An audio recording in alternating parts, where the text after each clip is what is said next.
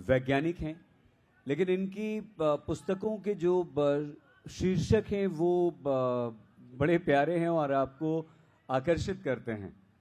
सूफी scientist, बहुत बढ़िया है ना गीता जी, विनम्र विद्रोही बहुत सुंदर है। क्या ये आप साइंस वाले साहित्य में कहाँ से आ गए, और ये सूफी साइंटिस्ट क्या होता है?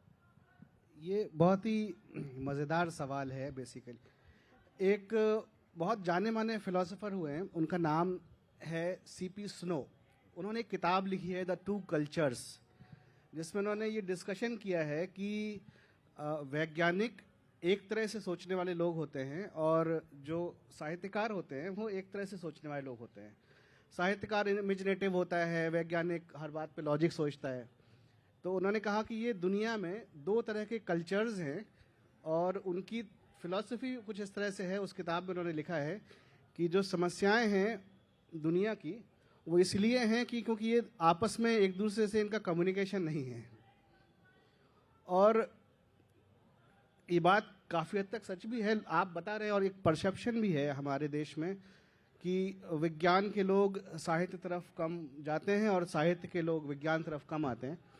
तो पर जब मैंने थोड़ा सोचना शुरू किया और इस पर देखना शुरू किया तो मुझे ऐसा लगा कि ऐसा सच में है नहीं। मैं कुछ एग्जाम्पल्स देता हूँ। अभी हम रविन्द्रनाथ टैगोर जी की बात कर रहे थे।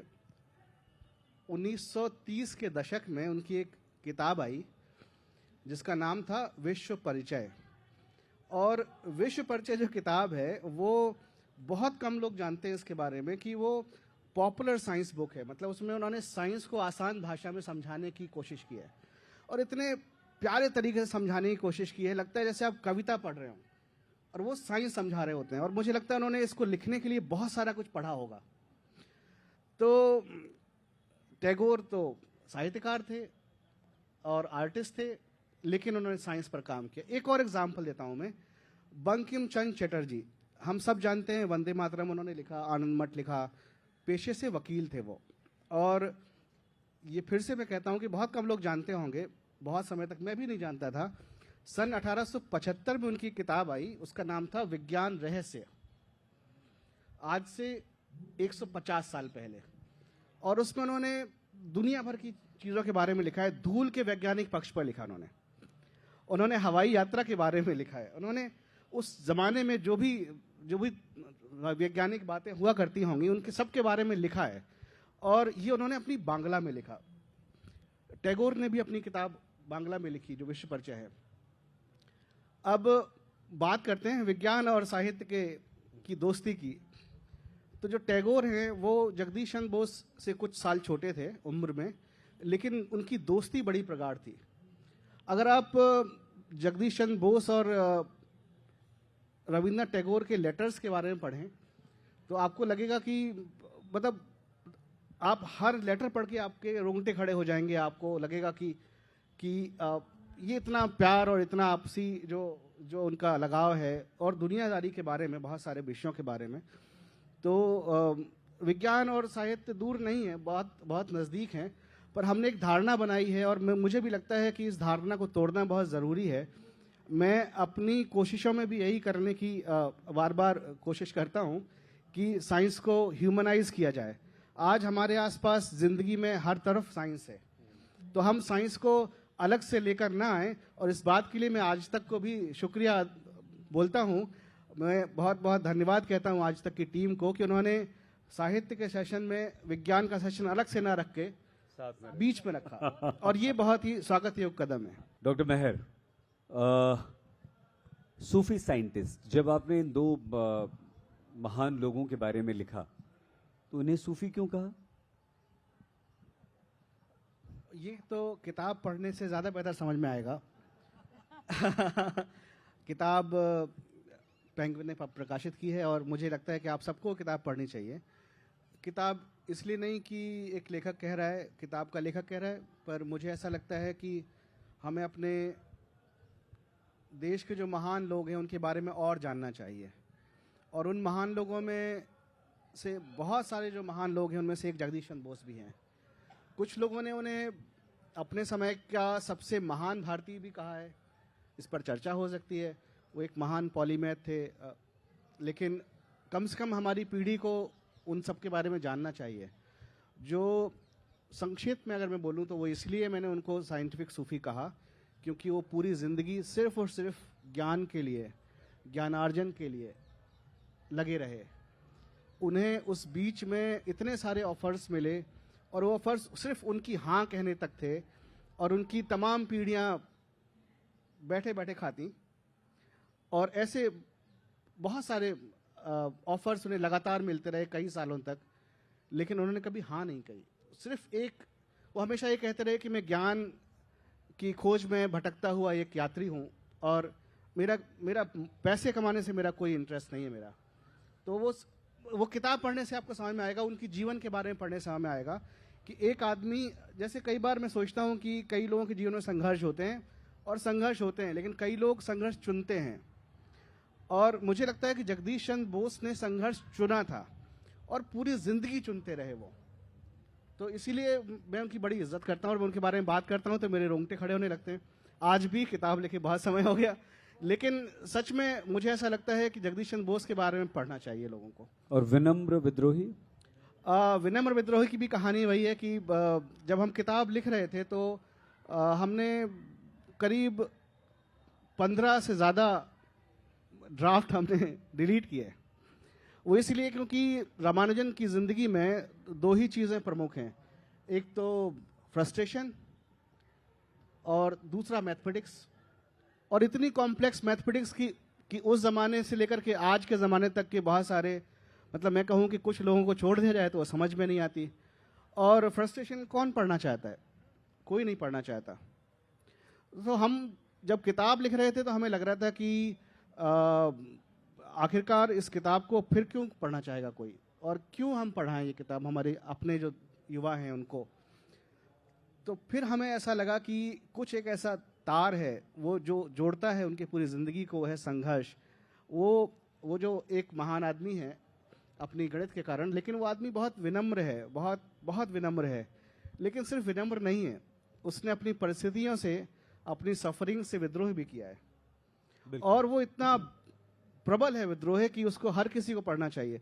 जब मैं देखता हूं कि हमारे युवा अक्सर बोलते हैं कि मैं फ्रस्ट्रेशन में हूं, मैं परेशान हूं, मैं मानसिक रूप से मैं ठीक नहीं हूं, मुझे लगता है कि हमें अपने लोगों को पढ़ना चाहिए और हमें उनके संघर्ष से प्रेरणा लेनी चाहिए। डॉक्टर मेहर, विज्ञान बड़ा रोमांचित करता है, लेकिन जब पढ़ने लिखने की बात आती है तो आई एम श्योर यहाँ बहुत सारे अगर बच्चे हैं तो उन्हें डर भी लगता है, कठिन भी लगता है, समझना मुश्किल होता है। आप साहित्य के माध्यम से इस कठिन विज्ञान को आम जन जन तक सरल भाषा में किस तरह से पहुंचा रहे हैं? मुझे ऐसा लगता है कि इस बीच में ऐसा हो गया है कुछ 100 सालों में कि हमने विज्ञान को बहुत ही कठिन विषय के रूप में प्रस्तुत किया है। पर मुझे ऐसा लगता है कि अगर मैं साइंटिस्ट नहीं होता तो शायद मैं जासूस होता। और मुझे ऐसा लगता है कि हर एक वो साइंटिस्ट जो अपने आप को साइंटिस्ट कहता है वो अपने आप में एक जासूस ही होता है। जासूस इसीलिए, या हम ये कहें कि हम अलग तरह के जासूस हैं, वो इसलिए क्योंकि हम लोगों के बारे में कम इंटरेस्ट रखते हैं। हम नेचर की जासूसी करते हैं। हम वो चीज़ें खोज के लाते हैं जो नेचर ने छुपा रखी हैं। मतलब और ये बहुत ही इंटरेस्टिंग और बहुत ही रोमांचक किस्म का शौक है, का प्रोफेशन है वैज्ञानिक होना। तो मुझे लगता है कि जिस किसी को भी बहुत ऊंचे स्तर की जासूसी करनी हो विज्ञान में आए और बहुत ही ओरिजिनल तरीके से अपने अपने हथियारों के साथ जासूसी करने का जो आनंद है वो विज्ञान में संभव है। मुझे जो अभी महिलाओं के बारे में बहुत बातचीत हो रही थी और महिलाओं के पक्ष के बारे में, तो मुझे लगता था कि मैं कुछ बात करूं। साइंस फिक्शन की हम कुछ बात करने वाले थे। Mother of modern science fiction Mary Shelley को कहा जाता है और साइंस फिक्शन की जो मॉडर्न साइंस फिक्शन है वो मैरी शैली के फ्रैंकेनस्टाइन्स के बाद शुरू होता है। और उसके बाद असल में, हाँ, एक बात और कि साइंस फिक्शन आखिरकार है क्या? फिक्शन ही क्या है? मतलब फिक्शन क्या है? ऐसा होता तो क्या होता? बस ये सवाल पूछ लीजिए आप। दो लोगों के बीच की स्टोरी है, प्रेमी और प्रेमिका के बीच की, और प्रेमी तो तैयार है, प्रेमिका के मन में कुछ संशय है, अगर ऐसा हो संशय तो कहानी बन जाती है, या प्रेमिका के पिता की मन में कुछ संशय है, बिल्कुल। कहानी बन जाती है। साइंस फिक्शन में भी कुछ इसी तरह का मामला है, सारी चीजें व्हाट इफ से शुरू होती हैं कि अगर ऐसा होता तो क्या होता। Science fiction basically history of future है, जो भविष्य है उसका भूत है। बिल्कुल ठीक। तो साइंस फिक्शन को अगर हम कैटेगराइज करते हैं तो हम चार तरह के जो मेन कैटेगरी हैं उनमें लाते हैं। एक होता है स्पेकुलेटिव फिक्शन, मतलब कि आप कुछ सोचते हैं कि अगर ऐसा होता। फिर एक है फैंटेसी, और फिर एक है मूलभूत साइंस फिक्शन, और उसके बाद आती है माइथोलॉजी। तो हम मूल तरह से चार तरह से हम साइंस फिक्शन को उसमें बांटते हैं।